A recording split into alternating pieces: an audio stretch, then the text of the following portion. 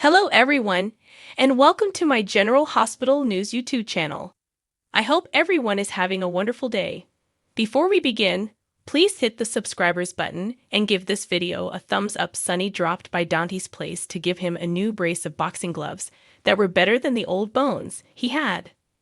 Sonny told him it was the least he could do, since Dante was the only person in my family who I can trust.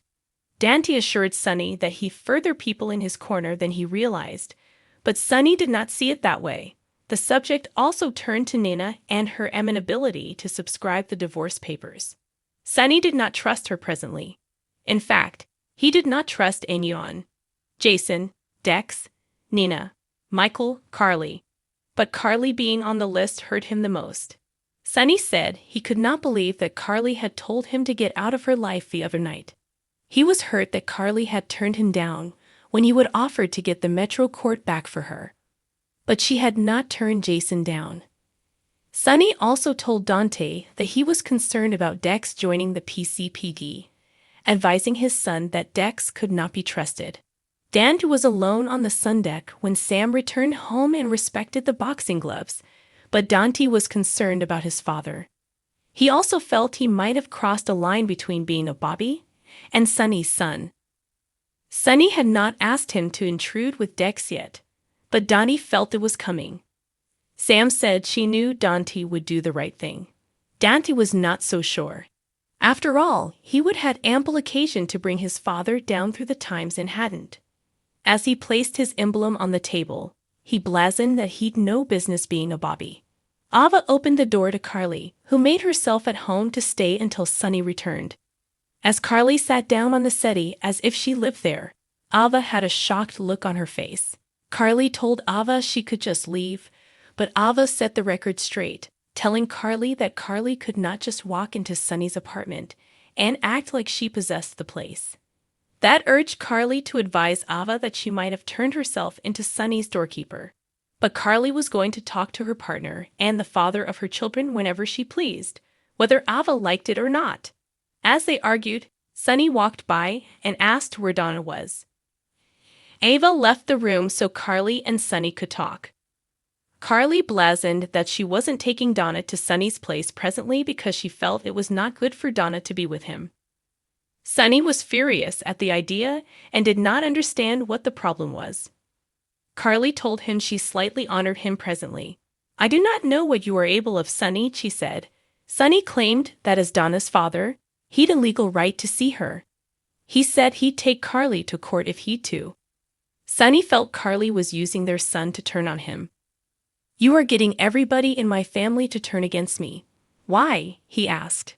Sonny criticized Jason for all of it. Carly indicted Sonny of living in an alternate macrocosm, and also it hit her. She incontinently ran to the restroom to make sure he was taking his meds. Carly seized the lozenge vials and claimed on calling the druggist, as Sonny baffled at the idea. Sonny claimed he was taking his meds, but Carly knew commodity was wrong. She was not judging him and just wanted to help him. Ava heeded to that part of the discussion and was pleased when Sonny asked Carly if she allowed that little of him that he would risk it all by not taking his meds. Carly prayed him to visit his croaker and see if he demanded his lozenge acclimated. Sonny also demurred Carly out. Formerly alone, Sonny told Ava that Carly could go to hell. Jocelyn and Trina finished a 20-nanosecond HIIT training run through the domain, leaving them breathless but proud of themselves. Trina joked with Jocelyn that she was happy to be with a croaker, to be in case she passed out. Jocelyn broke for a moment before admitting, "I am not so sure about that presently." Jocelyn said she was considering switching her major because she was not sure she wanted to be a croaker. "If I am anything lower than all in?" she asked. Trinette asked what had brought this on, but Jocelyn said she had been allowing about it for a while. When everything had happened with Adam, she had come more reluctant. Trina tried logic that Adam's problems had nothing to do with studying drug.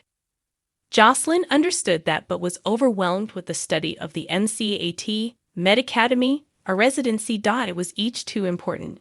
Trina knew from Portia that being a croaker was hard, but also that it was worth the work.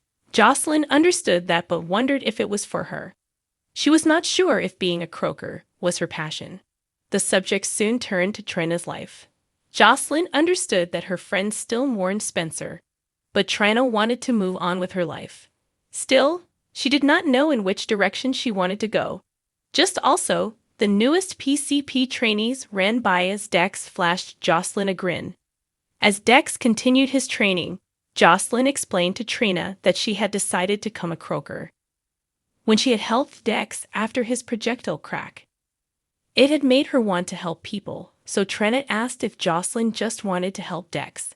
Jocelyn denied that and said she wanted to feel she was doing commodity meaningful like Dex had done when he would served in the service, but perhaps being a croaker was not it. Trina also tried to get Jocelyn to admit that she was still in love with Dex.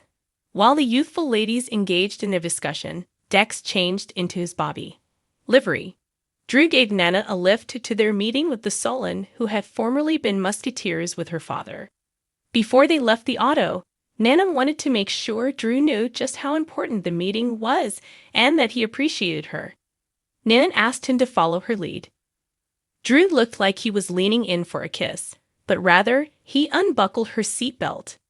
While Drew wasn't on the Sullen's list, Nana entered the office with him anyway and reunited with her father's old friend. He incontinently wanted to know who Drew was. When Nina told him, the Sullen was not happy. He only wanted to talk to Nina alone, so Nina offered to companion Drew out. That was when Drew took the bull by the cornucopias and asked the man for a moment to bandy a design that would intrigue his ingredients. Drew wanted to take 2 of Port Charles' underused piers and develop them into commodities salutary for the community. The Sullen liked the idea and was impressed that Drew was formerly working with Jordan on it. Drew admitted he demanded civil backing, and that was where the Sullen came by. Still, the Sullen could not promise Drew anything because he carried 4 lung cancer and was stepping down at the end of his term. That was why he wanted the meeting with Nina. He hoped she could break the news in the press the right way. Drew was sorry, of course, but tried to move the Sullen to make this design his heritage. The Sullen eventually asked Nina if he could trust Drew. Nina gave a passionate pitch, telling the Sullen that Drew was a decorated Navy SEAL known for his philanthropy. I could say actually that Drew could be tough but fair, she declared. Eventually, the man agreed to push for backing if Drew's figures condemned out. Alexis prepared for her law license hail by asking Christina and Sam which nearly identical black business suit would work stylish. Christina did not feel to watch because the baby demurred. Sam and Alexis were both scarified when Christina formally again appertained to the child she was carrying as her own. Christina went on about how the remonstrating kept her on her toes. She was easily into the gestation, not noticing that Alexis and Sam kept giving each other aesthetics. Christina explained that she enjoyed talking about the gestation with her family, but tried not to do so with Molly because it was a sensitive content. This is the most important and profound experience I have ever had in my life, she admitted. Sam soon had to leave to pick up Danny, and she lamented the trouble she was having with her son over the Jason situation. Formerly alone, Alexis asked Christina how she was really doing. A smiling Christina actually said effects were going great for her, but she bothered about Molly and TJ. She also tasted pressure between them. Alexis was surprised when Christina mentioned that she occasionally felt Molly and TJ were looking at the baby as commodity to check off on their list of accomplishments. Alexis was especially scarified when Christina said that Molly and TJ weren't falling in love with this baby as much as Christina was. Thanks for watching if you liked this video, so please don't forget to subscribe my channel and don't miss any update.